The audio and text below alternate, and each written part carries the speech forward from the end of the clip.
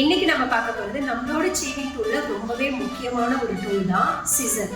இந்த சிசரை எப்படி ஹேண்டில் பண்ணலாம், எப்படி ஹேண்டில் பண்ணக்கூடாதுங்கிறத தான் இந்த வீடியோவில் நம்ம பார்க்க போகிறோம். ஸோ இந்த சிசரை எப்படி ஃபேப்ரிக்கில் யூஸ் பண்ணணும் அப்படிங்கிறத இப்போ பார்க்கலாம். ஃபேப்ரிக்கில் நான் மார்க்கு வச்சு நான் மார்க் பண்ணிக்கிறேன். ஸோ நான் இப்போது மார்க் பண்ண அந்த மார்ஜின்லேயே நான் கட் பண்ண போகிறேன். அப்படி கட் பண்ணுறப்போ என்னோட சிசர் ஃபுல்லாக இப்படி ஓப்பன் ஆகிருக்கணும். ஸோ இந்த சிசரோட இந்த மிட் பாயிண்ட்டை தான் நம்ம யூஸ் பண்ணுறோம்.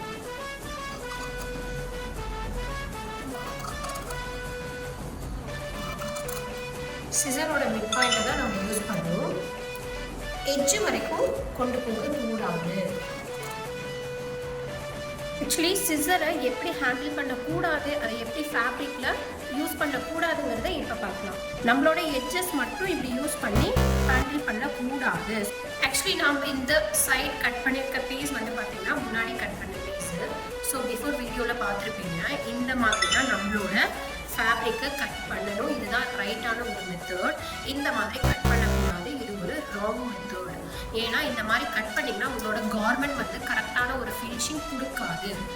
ஒரு லாங் கிளாத், அதாவது மீட்டர் வைஸ் கட் பண்ணுறப்போ நம்மளோட சிசர் இந்த மாதிரி ஸ்ட்ரைட்டாக இருக்கக்கூடாது, இந்த மாதிரி ஸ்லாண்டிங்காக இருக்கணும்.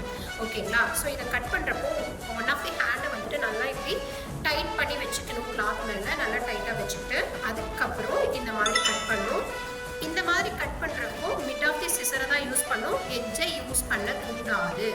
ஸோ இப்போ இந்த கிளாத்தை பர்ஃபெக்டாக நம்ம கட் பண்ணி எடுத்தாச்சு. ஸோ இதனோட ஃபினிஷிங் பார்த்திங்கன்னா இந்த மாதிரி வந்திருக்கு. எந்த ஒரு ஜிக்ஜாகாக இல்லாமல் பர்ஃபெக்டான ஒரு கட்டிங் வந்திருக்கு நமக்கு.